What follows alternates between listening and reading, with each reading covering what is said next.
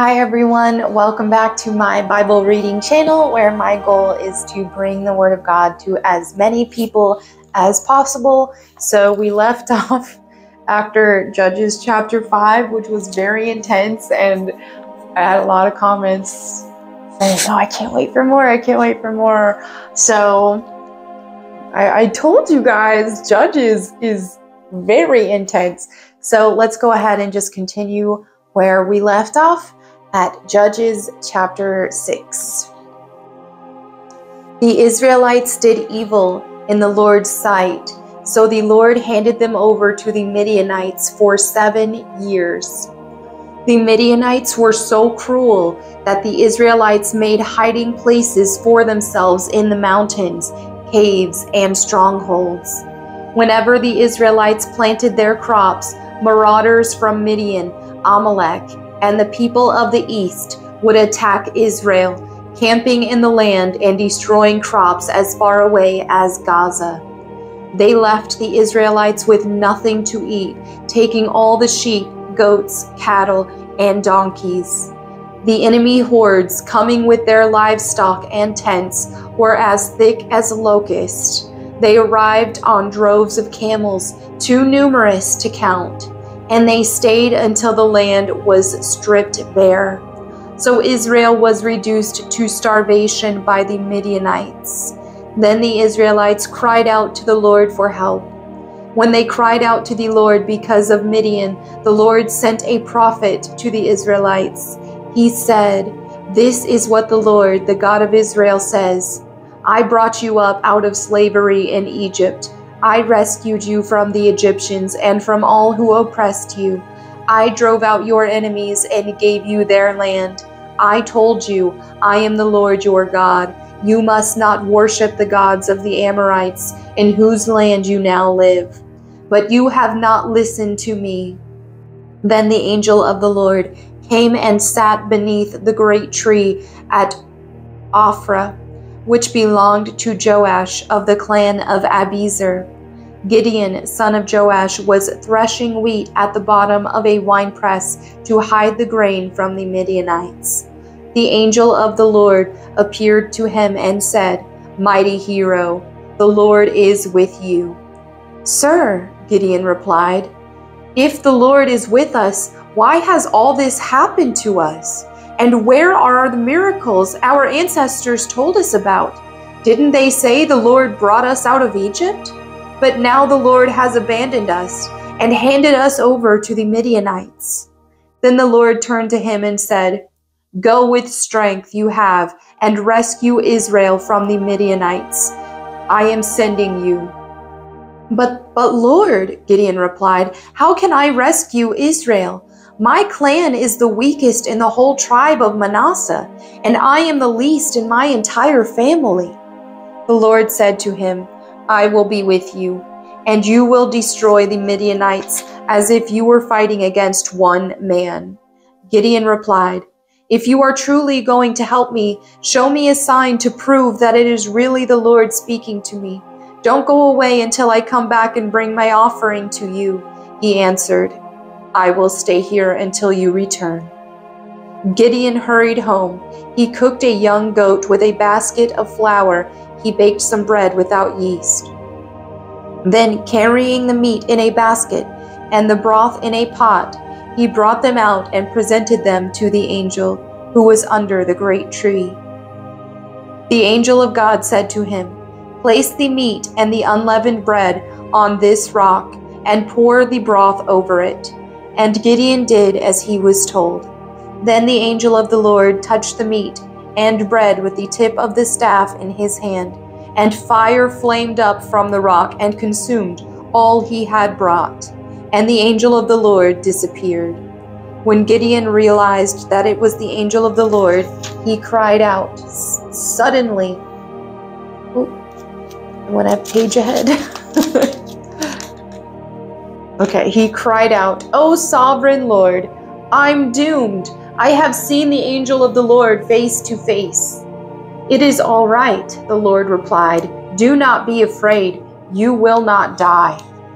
And Gideon built an altar to the Lord and named it Yahweh Shalom, which means the Lord is peace.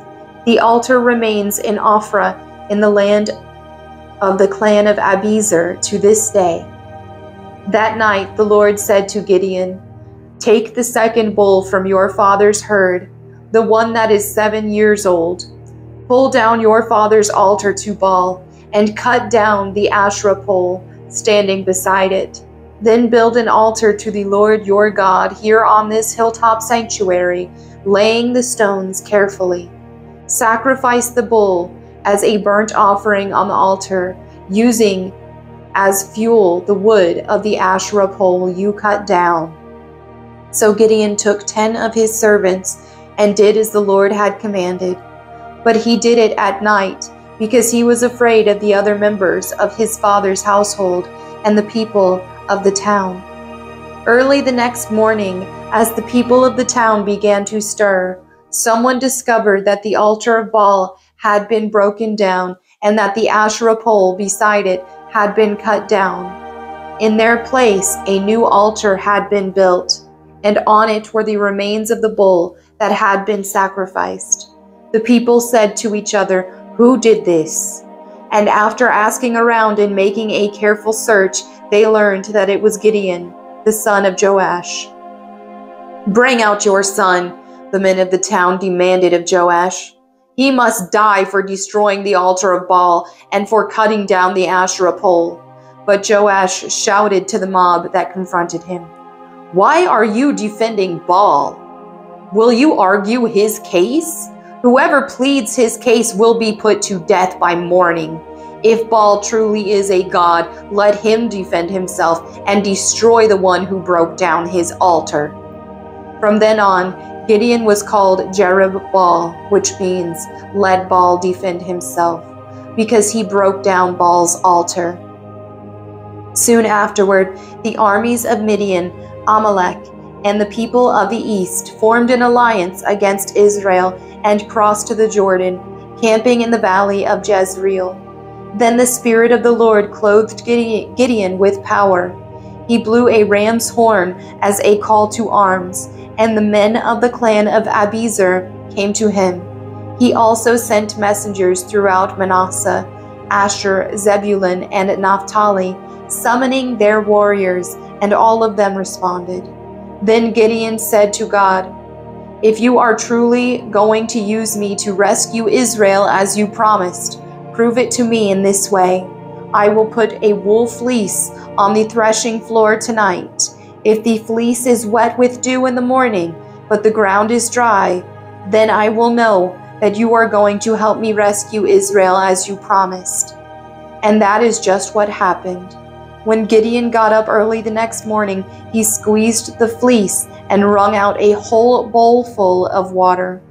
Then Gideon said to God, "Please don't be angry with me, but let me make one more request. Let me use the fleece for one more test. This time let the fleece remain dry while the ground around it is wet with dew." So that night God did as Gideon asked. The fleece was dry in the morning, but the ground was covered with dew. Judges chapter 7. So Jerubbaal, that is Gideon, and his army got up early and went as far as the spring of Harod. The armies of Midian were camped north of them in the valley near the hill of Moreh. The Lord said to Gideon, "You have too many warriors with you. If I let all of you fight the Midianites, the Israelites will boast to me that they saved themselves by their own strength. Therefore, tell the people, whoever is timid or afraid may leave this mountain and go home." So 22,000 of them went home, leaving only 10,000 who were willing to fight. But the Lord told Gideon, "There are still too many. Bring them down to the spring, and I will test them to determine who will go with you and who will not." When Gideon took his warriors down to the water, the Lord told them, "Divide the men into 2 groups. In one group put all who cup the water in their hands and lap it with their tongues like dogs.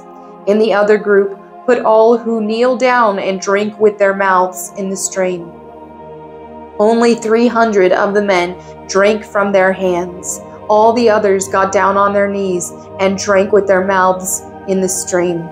The Lord told Gideon, "With these 300 men, I will rescue you and give you victory over the Midianites. Send all the others home." So Gideon collected the provisions and ram's horns of other warriors and sent them home, but he kept the 300 men with him. The Midianite camp was in the valley just below Gideon. That night the Lord said, "Get up, go down into the Midianite camp, for I have given you victory over them. But if you are afraid to attack, go down to the camp with your servant Purah. Listen to what the Midianites are saying, and you will be greatly encouraged. Then you will be eager to attack." So Gideon took Purah and went down to the edge of the enemy camp. The armies of Midian, Amalek, and the people of the east had settled in the valley like a swarm of locusts. Their camels were like grains of sand on the seashore, too many to count. Gideon crept up just as a man was telling his companion about a dream.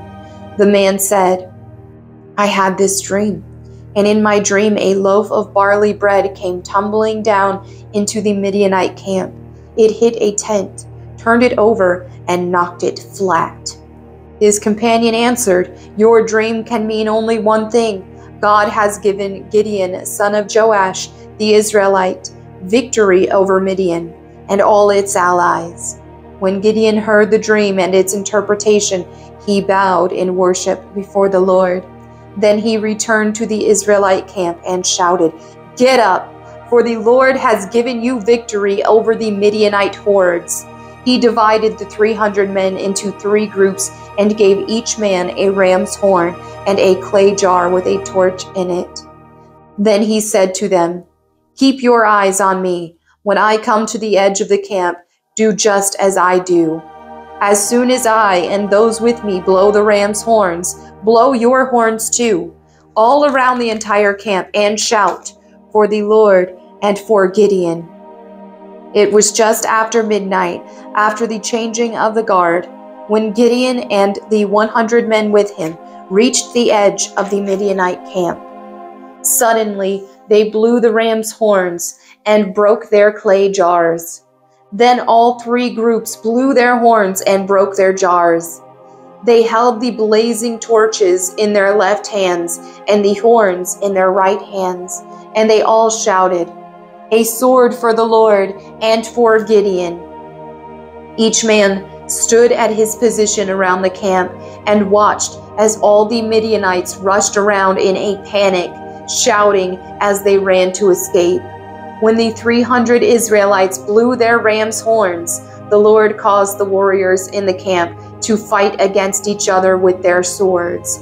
Those who were not killed fled to places as far away as Beth-shittah near Zerara, and to the border of Abel-Meholah near Tabbath.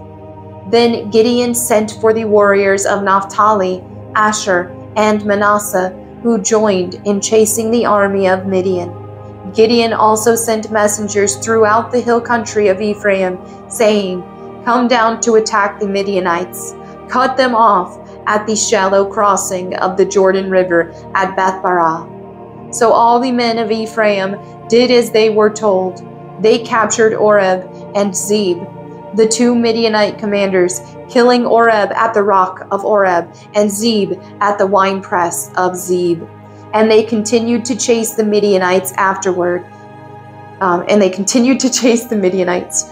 Afterward, the Israelites brought the heads of Oreb and Zeb to Gideon, who was by the Jordan River.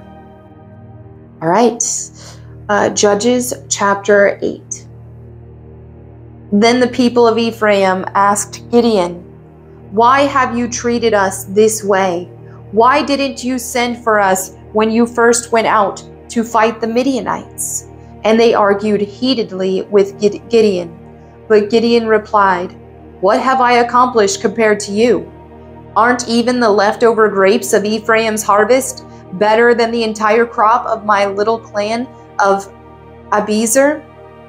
God gave you victory over Oreb and Zeb, the commanders of the Midianite army. What have I accomplished compared to that?" When the men of Ephraim heard Gideon's answer, their anger subsided. Gideon then crossed the Jordan River with his 300 men, and though exhausted, they continued to chase the enemy. When they reached Succoth, Gideon asked the leaders of the town, "Please give my warriors some food. They are very tired. I am chasing Zebah and Zalmunna, the kings of Midian." But the officials of Succoth replied, "Catch Zebah and Zalmunna first, and then we will feed your army." So Gideon said, "After the Lord gives me victory over Zebah and Zalmunna, I will return and tear your flesh with the thorns and briars from the wilderness." From there, Gideon went up to Peniel and again asked for food, but he got the same answer. So he said to the people of Peniel, "After I return in victory, I will tear down this tower." By this time, Zebah and Zalmunna were in Karkor with about 15,000 warriors, all that remained of the allied armies of the east, for 120,000 had already been killed. Gideon circled around by the caravan route east of Nobah and Jogbehah, taking the Midianite army by surprise. Zebah and Zalmunna, the two Midianite kings, fled, but Gideon chased them down and captured all their warriors. After this, Gideon returned from the battle by way of Heres Pass. There he captured a young man from Succoth and demanded that he write down the names of all the 77 officials and elders in the town. Gideon then returned to Succoth and said to the leaders, "Here are Zebah and Zalmunna. When we were here before, you taunted me, saying, 'Catch Zebah and Zalmunna first, and then we will feed your exhausted army.'" Then Gideon took the elders of the town and taught them a lesson, punishing them with thorns and briars from the wilderness. He also tore down the tower of Peniel and killed all the men in the town. Then Gideon asked Zebah and Zalmunna, "The men you killed at Tabor, what were they like?" "Like you," they replied. "They all had the look of a king's son." "They were my brothers, the sons of my own mother," Gideon exclaimed. "As surely as the Lord lives, I wouldn't kill you if you hadn't killed them." Turning to Jether, his oldest son, he said, "Kill them." But Jether did not draw his sword, for he was only a boy and was afraid. Then Zebah and Zalmunna said to Gideon, "Be a man, kill us yourself." So Gideon killed them both and took the royal ornaments from the necks of their camels. Then the Israelites said to Gideon, "Be our ruler. You and your son and your grandson will be our rulers, for you have rescued us from Midian."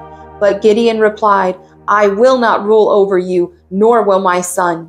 The Lord will rule over you. However, I do have one request, that each of you give me an earring from the plunder you collected from your fallen enemies." The enemies, being Ishmaelites, all wore gold earrings. "Gladly," they replied. They spread out a cloak, and each one threw in a gold earring he had gathered from the plunder.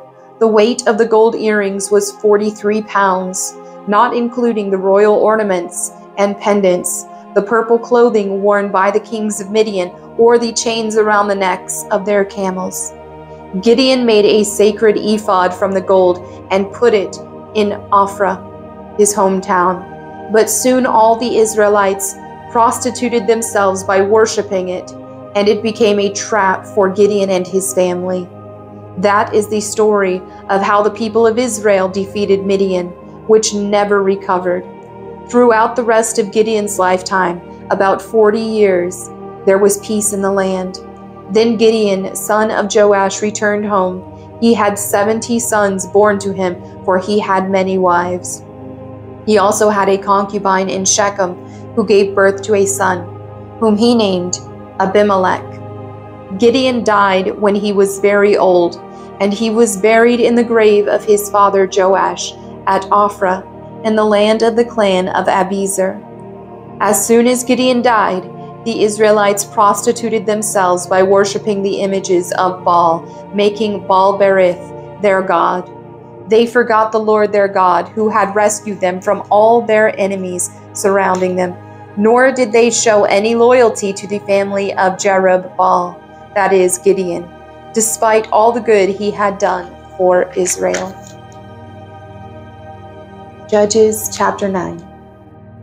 One day Gideon's son Abimelech went to Shechem to visit his uncles, his mother's brothers.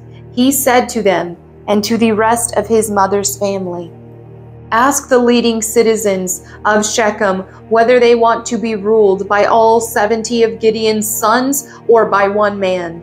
And remember that I am your own flesh and blood." So Abimelech's uncles gave his message to all the citizens of Shechem on his behalf. And after listening to this proposal, the people of Shechem decided in favor of Abimelech because he was their relative. They gave him 70 silver coins from the temple of Baal-berith, which he used to hire some reckless troublemakers who agreed to follow him. He went to his father's home at Ophrah, and there, on one stone, they killed all 70 of his half-brothers, the sons of Gideon. But the youngest brother, Jotham, escaped and hid. Then all the leading citizens of Shechem and Beth Millo called a meeting under the oak beside the pillar at Shechem and made Abimelech their king. When Jotham heard about this, he climbed to the top of Mount Gerizim and shouted, "Listen to me, citizens of Shechem. Listen to me if you want God to listen to you. Once upon a time, the trees decided to choose a king. First, they said to the olive tree, 'Be our king.' But the olive tree refused, saying, 'Should I quit producing the olive oil that blesses both God and people, just to wave back and forth over the trees?' Then they said to the fig tree, 'You be our king.' But the fig tree also refused, saying, 'But the fig tree, should I quit producing my sweet fruit, just to wave back and forth over the trees?' Then they said to the grapevine, 'You be our king.' But the grapevine also refused, saying, 'Should I quit producing the wine that cheers both God and people, just to wave back and forth over the trees?' Then all the trees finally turned to the thorn bush and said, 'Come, you be our king.' And the thorn bush replied to the trees, 'If you truly want to make me your king, come and take shelter in my shade. If not, let fire come out from me and devour the cedars of Lebanon.'" Jotham continued, "Now make sure you have acted honorably and in good faith by making Abimelech your king, and that you have done right by Gideon and all of his descendants. Have you treated him with the honor he deserves for all he accomplished? For he fought for you and risked his life when he rescued you from the Midianites. But today you have revolted against my father and his descendants, killing his 70 sons on one stone. And you have chosen his slave woman's son, Abimelech, to be your king just because he is your relative. If you have acted honorably and in good faith toward Gideon and his descendants today, then may you find joy in Abimelech, and may he find joy in you.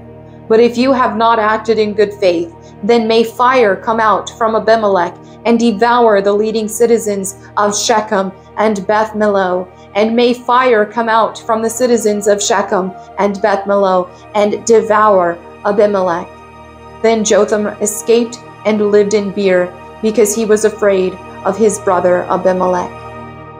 After Abimelech had ruled over Israel for 3 years, God sent a spirit that stirred up trouble between Abimelech and the leading citizens of Shechem, and they revolted. God was punishing Abimelech for murdering Gideon's 70 sons, and the citizens of Shechem for supporting him in this treachery of murdering his brothers.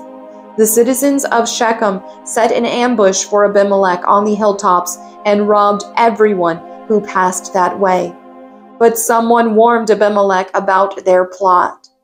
One day, Gaal, son of Ebed, moved to Shechem with his brothers and gained the confidence of the leading citizens of Shechem.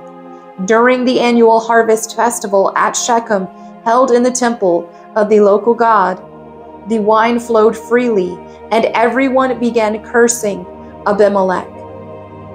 "Who is Abimelech?" Gaal shouted. "He's not a true son of Shechem, so why should we be his servants? He's merely a son of Gideon, and this Zebul is merely his deputy. Serve the true sons of Hamor, the founder of Shechem. Why should we serve Abimelech? If I were in charge here, I would get rid of Abimelech. I would say to him, 'Get some soldiers and come out and fight.'" But when Zebul, the leader of the city, heard what Gaal was saying, he was furious. He sent messengers to Abimelech and Arumah, telling him, "Gaal, son of Ebed, and his brothers have come to live in Shechem, and now they are inciting the city to rebel against you. Come by night with an army and hide out in the fields. In the morning, as soon as it is daylight, attack the city. When Gaal and those who are with him come out against you, you can do with them as you wish." So Abimelech and all his men went by night and split into 4 groups, stationing themselves around Shechem. Gaal was standing at the city gates when Abimelech and his army came out of hiding. When Gaal saw them, he said to Zebul, "Look, there are people coming down from the hilltops." Zebul replied, "It's just the shadows on the hills that look like men." But again, Gaal said, "No, people are coming down from the hills, and another group is coming down the road past the diviner's oak." Then Zebul turned on him and asked, "Now where is that big mouth of yours? Wasn't it you that said, 'Who is Abimelech and why should we be his servants?' The men you mocked are right outside the city. Go out and fight them." So Gaal led the leading citizens of Shechem into battle against Abimelech. But Abimelech chased him, and many of Shechem's men were wounded and fell along the road as they retreated to the city gate. Abimelech returned to Arumah, and Zebul drove Gaal and his brothers out of Shechem. The next day, the people of Shechem went out into the fields to battle. When Abimelech heard about it, he divided his men into 3 groups and set an ambush in the fields. When Abimelech saw the people coming out of the city, he and his men jumped up from their hiding places and attacked them. Abimelech and his group stormed the city gate to keep the men of Shechem from getting back in, while Abimelech's other 2 groups cut them down in the fields. The battle went on all day before Abimelech finally captured the city. He killed the people, leveled the city, and scattered salt over the ground. When the leading citizens who lived in the tower of Shechem heard what had happened, they ran and hid in the temple of Baal-berith. Someone reported to Abimelech that the citizens had gathered in the temple. So he led his forces to Mount Zalmon. He took an axe and chopped some branches from a tree, then put them on his shoulder. "Quick, do as I have done," he told his men. So each of them cut down some branches, following Abimelech's example. They piled the branches against the walls of the temple and set them on fire. So all the people who lived in the tower of Shechem died, about 1,000 men and women. Then Abimelech attacked the town of Thebes and captured it. But there was a strong tower inside the town, and all the men and women, the entire population, fled to it.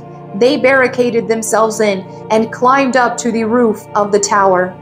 Abimelech followed them to attack the tower, but as he prepared to set fire to the entrance, a woman on the roof dropped a millstone that landed on Abimelech's head and crushed his skull.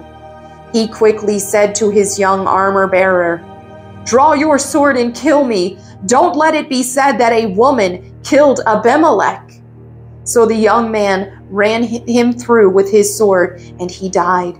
When Abimelech's men saw that he was dead, they disbanded and returned to their homes. In this way, God punished Abimelech for the evil he had done against his father by murdering his 70 brothers. God also punished the men of Shechem for all their evil. So the curse of Jotham, son of Gideon, was fulfilled. That one is very intense. And I find it funny because Abimelech had his servant kill him so that everyone wouldn't know a woman killed him. But yet here we have written in the Bible, everyone knows a woman killed him. All right, so let me continue with chapter 10. All right. Oof. Sorry, hit the mic. After Abimelech died, Tola, son of Puah, son of Dodo, was the next person to rescue Israel.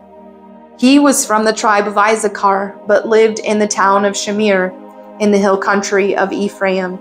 He judged Israel for 23 years. When he died, he was buried in Shamir. After Tola died, Jair from Gilead judged Israel for 22 years. His 30 sons rode around on 30 donkeys, and they owned 30 towns in the land of Gilead, which are still called the towns of Jair. When Jair died, he was buried in Canaan. Again, the Israelites did evil in the Lord's sight. They served the images of Baal and Ashtoreth, and the gods of Aram, Sidon, Moab, Ammon, and Philistia. They abandoned the Lord and no longer served him at all. So the Lord burned with anger against Israel, and he turned them over to the Philistines and the Ammonites, who began to oppress them that year.